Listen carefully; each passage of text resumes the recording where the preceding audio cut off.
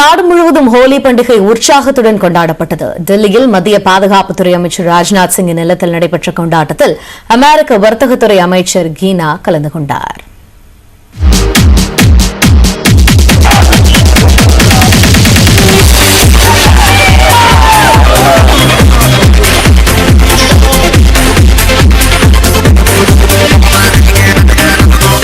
குளிர்காலம் நிறைவடைந்து வசந்த காலம் தொடங்குவதை வரவேற்கும் வகையில் ஒவ்வொரு ஆண்டும் வண்ண திருவிழாவாக ஹோலி பண்டிகை கொண்டாடப்படுகிறது.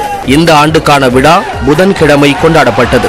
சென்னையில் வட மாநிலத்தவர் அதிக அளவில் வசிக்கும் வணிக தெருக்கள் மிகுந்த சவுகார்பேட்டையில் கொண்டாட்டம் களை கட்டியது. இளைஞர்கள், பெண்கள், சிறுவர்கள் உள்ளிட்ட அனைத்து தரப்பினரும் வண்ண வண்ண பொடிகளை மாறி மாறி தூவி மகிழ்ச்சியை பரிமாறிக்கொண்டனர்.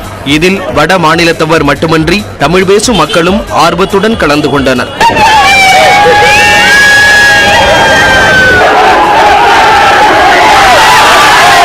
Scotland. Okay. Yes. French. Netherlands. Korea. Paris.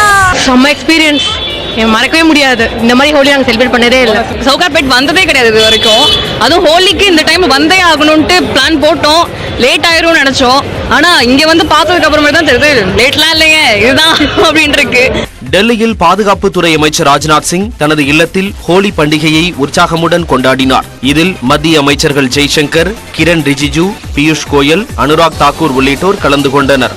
சிறப்பு விருந்தினராக அமெரிக்க வர்த்தகத்துறை அமைச்சர் கினா ராய்மண்டோ பங்கேற்றார். கலைஞர்களுடன் இணைந்து அமெரிக்க அமைச்சரும் நடனமாடினார்.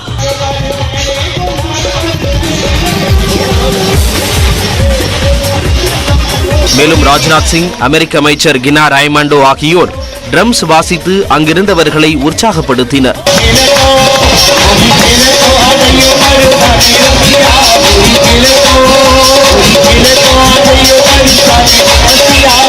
உத்தரப்பிரதேச மாநிலம் கோரக்பூரில் உள்ள கோரக்நாத் கோயிலில் நடைபெற்ற ஹோலி பண்டிகையில் அம்மாநில முதலமைச்சர் யோகி ஆதித்யநாத் கலந்து கொண்டார்.